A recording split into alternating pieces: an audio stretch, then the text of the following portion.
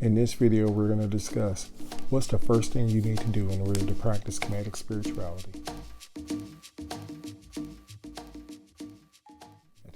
Peace and blessings. This is RauKhu more. And in this video, I want to talk about what are the first things, or what is the first thing you should be doing in order to start practicing Kemetic Spirituality. Now, first of all, let me go ahead and say part of the reason why I'm making this video is because I've been hit up. A lot of people are asking, what's the first thing I should do? They tell me, hey, I went ahead and I started doing this. I set up an ancestral altar. I went ahead and I'm reciting 42 laws of Maat and everything. And I'm still not, I don't seem to be getting anywhere. And that's part of the reason why I'm doing this video, is because it's just to answer that question. Also, like I said before, kind of share my experience in how I started off and what I've seen that seems to work. Okay. First of all, part of the reason why I'm doing this video and I'm sharing this experience is because I've mentioned in previous videos, I've done this. I've been there before. For those of you who, you know my story, you know that I started studying the whole Kemetic thing, studying Kemetic spirituality, the religion, the history and all that when I was a teenager. When I got into college, that's when I really was getting really, in depth with it. And I was really wanting to go ahead and actually practice it. So one of the things I started doing, I had a poster of the 42 laws of Maat. I tried to go ahead and I wanted to, I was reciting those and everything on a daily basis. I was, wearing I was wearing clothes that would correspond to the divinities. So for instance, Monday I was wearing blue because I was all sets colors. Tuesday I was wearing red, or a version of red and purple, because that was RauKhu's colors. Wednesday I was wearing red and black, or some variation of it, because that was Ampu's colors. Thursday wearing some type of blue again, like a royal blue or a light blue, because that was Maat and Jehudi, that was their colors. What was it? Friday, wearing green or wearing yellow, because that was Nebet's, or what some people call Heteru, that was her, their colors and stuff. What was it? Saturday, I was wearing black, wearing like all black and everything. And Sunday, wearing variation of red and white. And when I'm saying I was wearing these different colors, I wasn't wearing those, I ain't wearing no red pants or anything. But I went ahead and I would get polos, wear polos or wear some button-up shirt or something like that. Some sweater or something like that. That's what I was wearing, when I was in school, because hey, I'm trying to go ahead and I want to, I'm these are the colors of the nature. So that's the reason why I was doing it.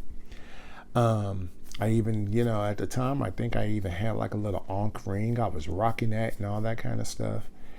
And I remember it just hit me one time. It was like, why are you doing this?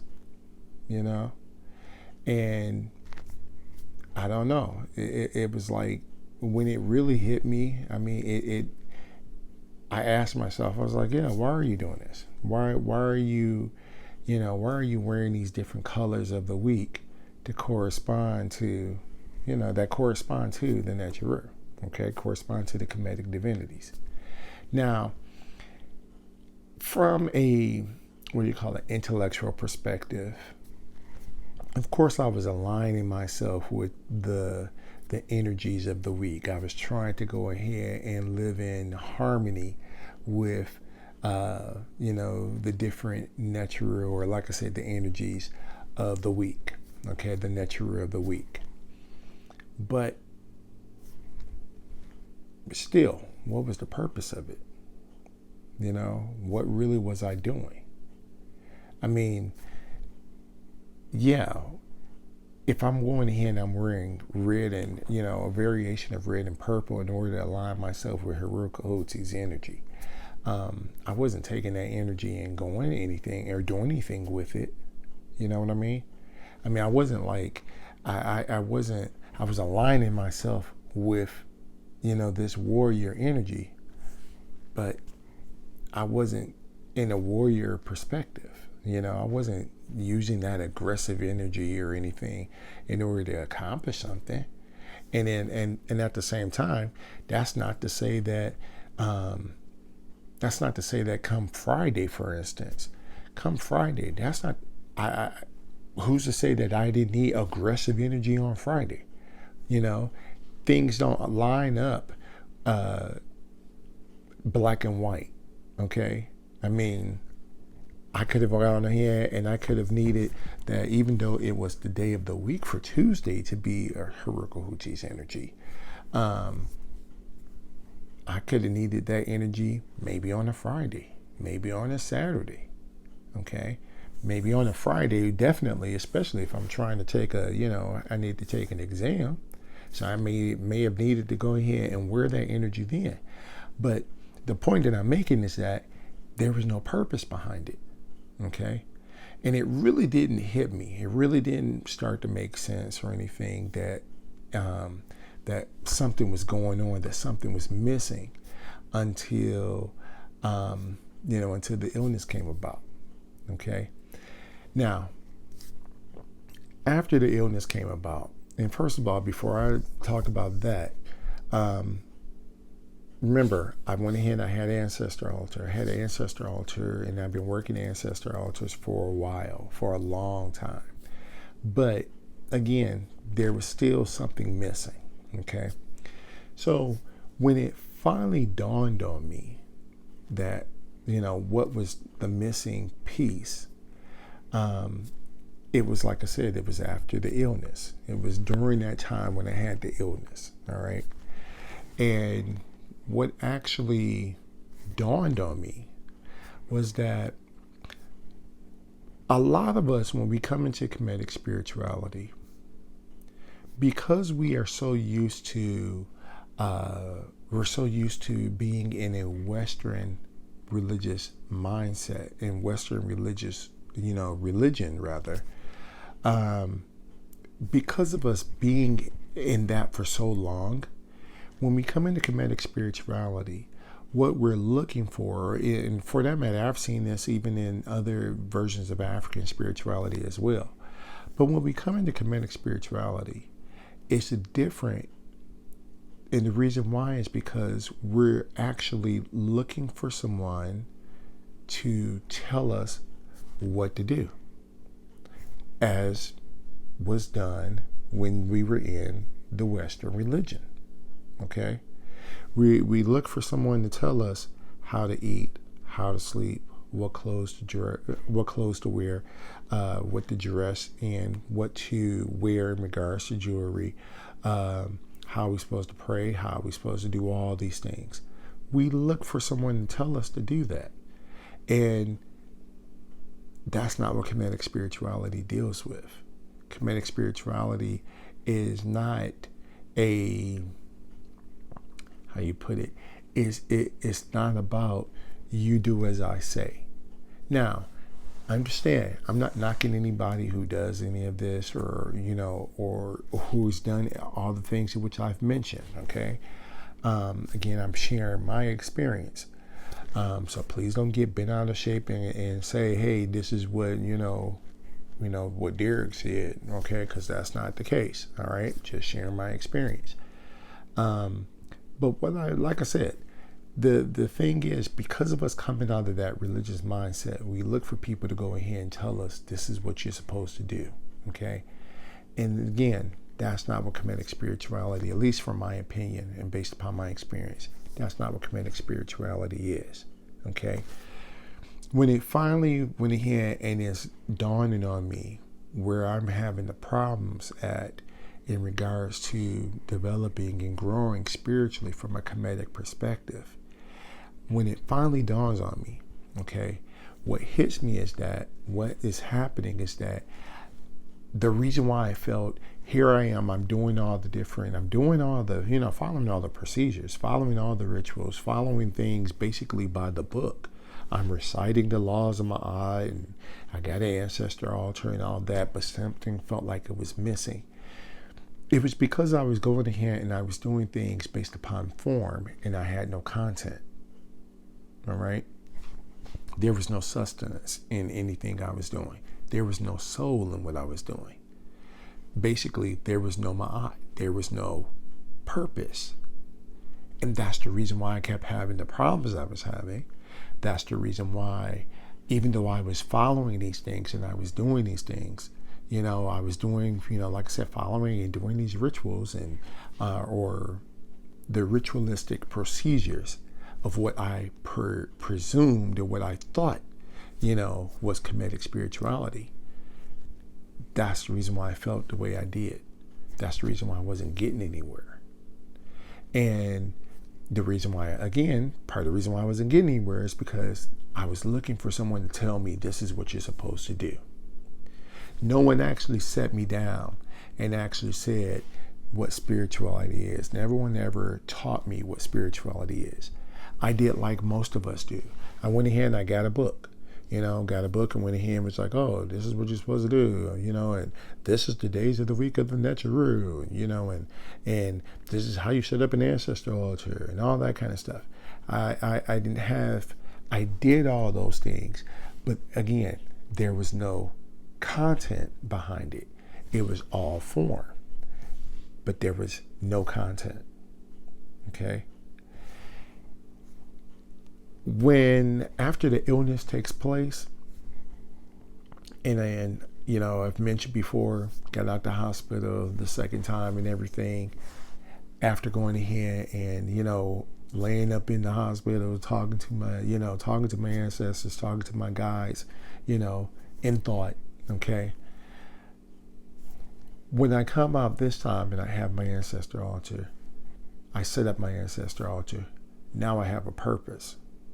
Okay.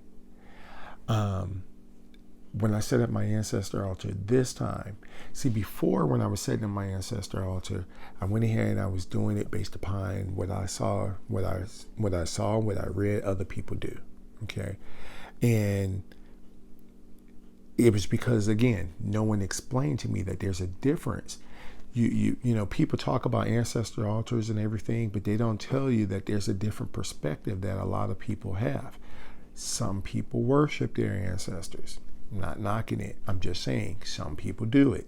That's not what I do. Okay. That's not what a lot of people who practice Kemetic spirituality, that's not what we do. We don't worship our ancestors.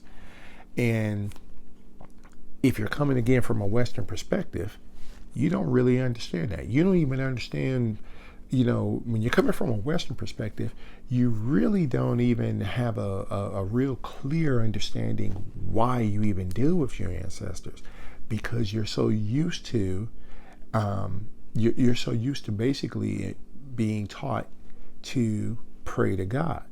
Okay. So you don't really have that understanding. You haven't gone through that cultural understanding of why you even deal with your ancestors. Okay. So, but when I went ahead and I set up my ancestor altar, when I come out the hospital, I got a different purpose now. And part of that purpose came from understanding that just like Haru, when Haru went ahead, he gets his inspiration. Alseer comes to him and is like, hey, I want you to avenge my death, avenge my wrongful death. There's the connection of why he starts working with his ancestor. Okay.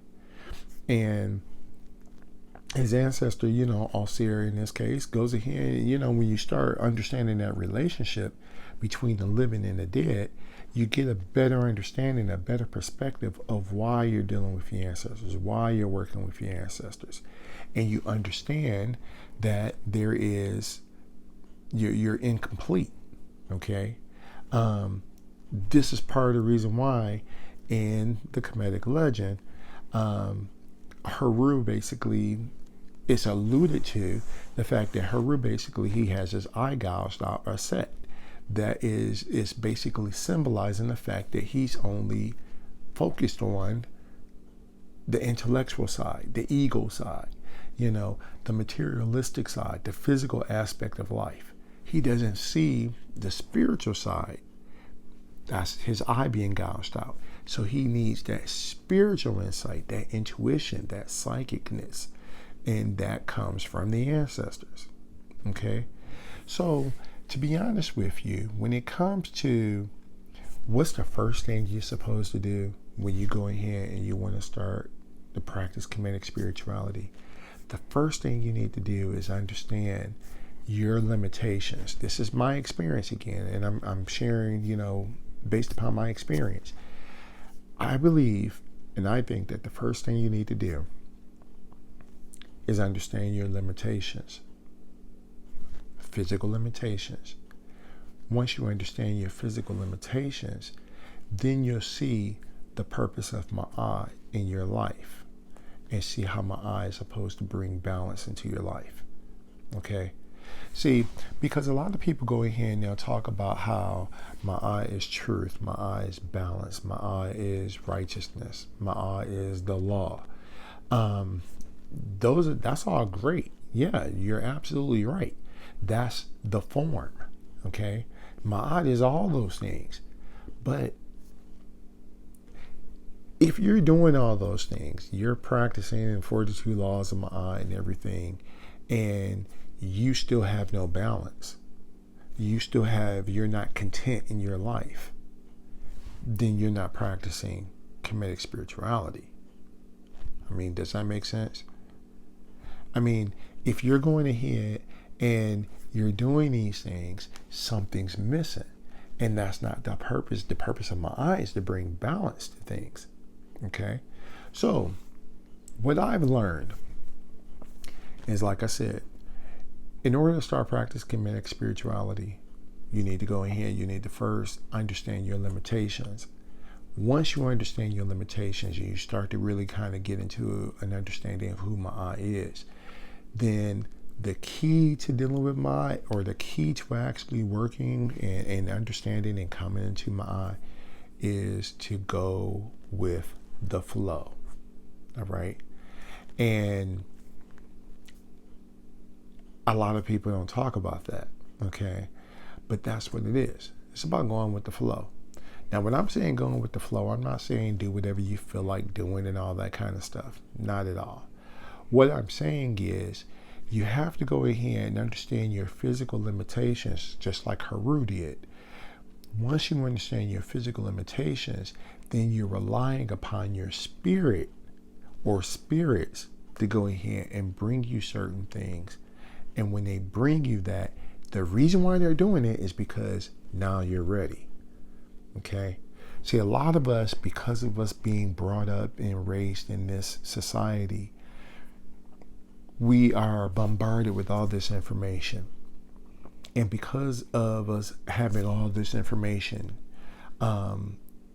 we go ahead and we think that just because we access it, just because we have information or we have access to this information, that we're ready to use it.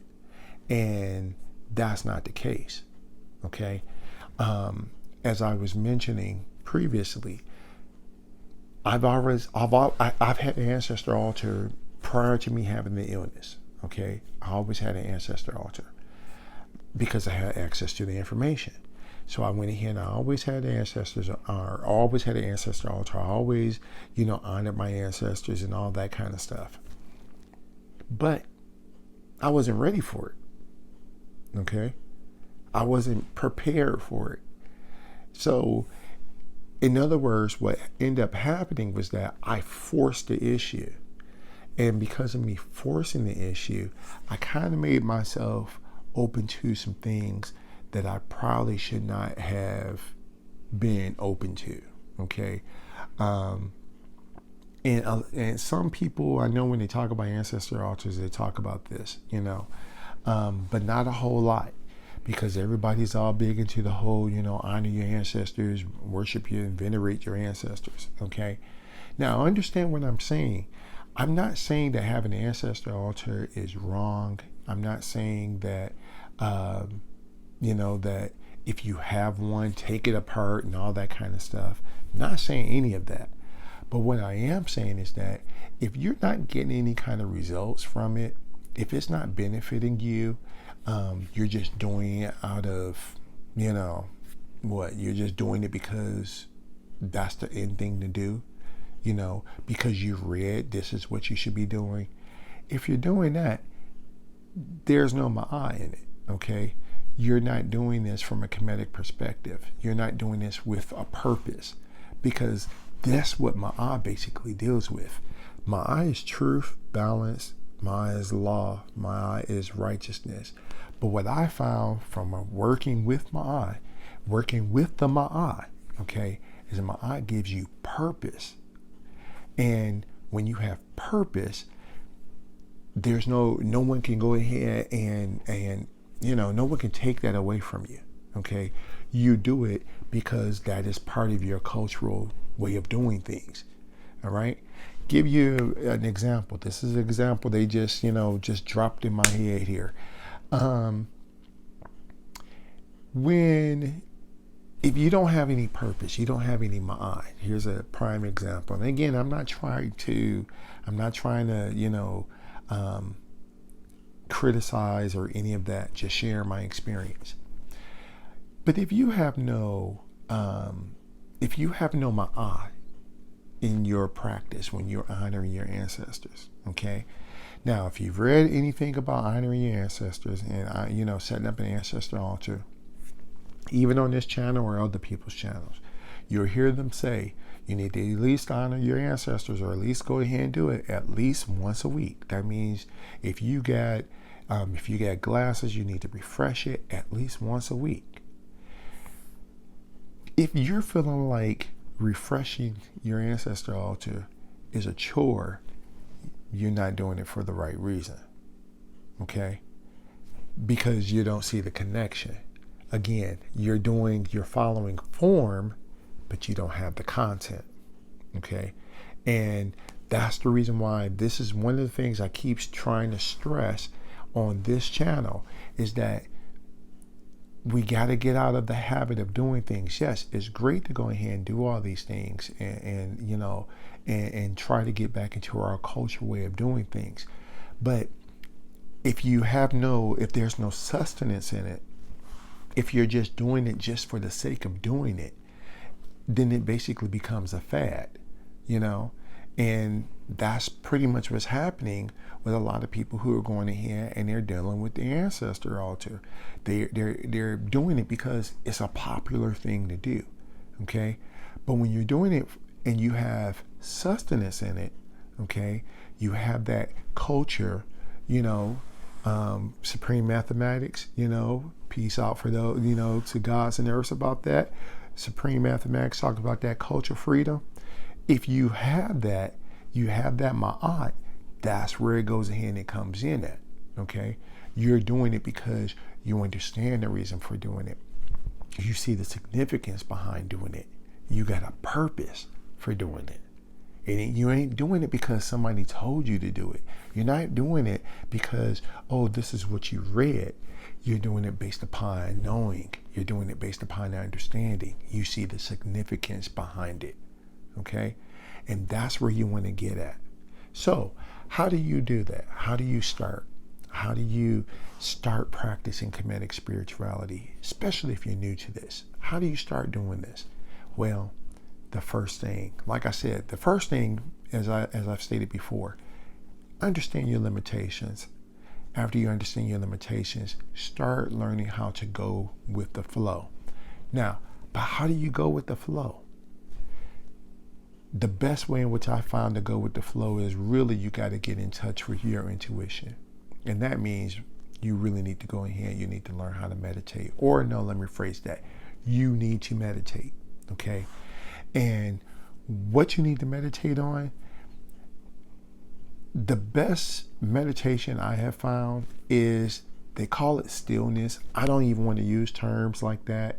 I call it contemplation, because a lot of times when people go in here and they say meditation, you get this image in your mind of sitting in a lotus position, cross-legged position, and holding your hands up in the sky and everything.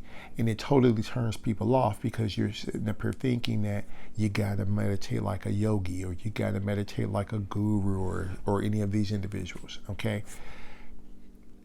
And those are just techniques, all right? So, but if you go ahead and you meditate, you want to go ahead and you want to get into your spirit. You want to get in, get that intuition going. What I would suggest is ask your spirit a question, okay? Ask your spirit or spirits just one question. For instance, ask, where should I begin? And just focus on that. Just meditate and keep repeating that question as long as you possibly can. One of the best ways of going ahead and doing that is right before you go to sleep.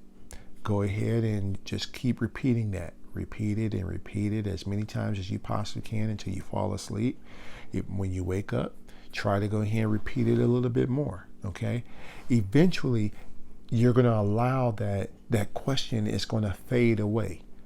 And once that question fades away and you're not focused on it, that's when the answer comes.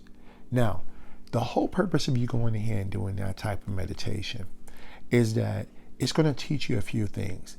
First of all, it's going to teach you how to how to get into your intuition, how to listen to your spirit or spirits, how to separate or distinguish between your spirit and spirits and your ego, your intellect, okay, your own thinking. It's going to teach you how to do that. It's also going to go ahead and give you a little bit of understanding of your limitations, your physical limitations, as well as your spiritual awareness, the things that exist outside of your physical limitations. Okay, so that's my recommendation. That's what I think when it comes to actually going ahead and starting Kemetic Spirituality. Once you go ahead and you do that, and you get into that, you'll get in the habit of actually listening to your spirits. So when you go with the flow, for instance,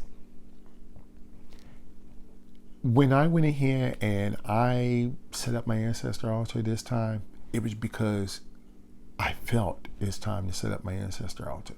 Okay, it wasn't based upon this is what I read or this is what I should do. It was the flow. That was the flow. That was the Maat. It's time to do this. You just feel this burning sensation to do this. Okay. When I went ahead, for instance, and I have a couple of Kemetic names, but the Kemetic name that you know me by, RauKhu, is a name that was given to me by my spirits. All right. And I've talked to different priests, priestesses who even confirmed and said, yeah, this name, that's you, okay? Now, this is not the actual Kemetic name, because I have a long Kemetic name as well that actually reflects my incarnation and everything. But this is the name that resonates with me. This is the name that most people, they recognize and they see and they hear, okay? This is a name that also basically gives me power, all right?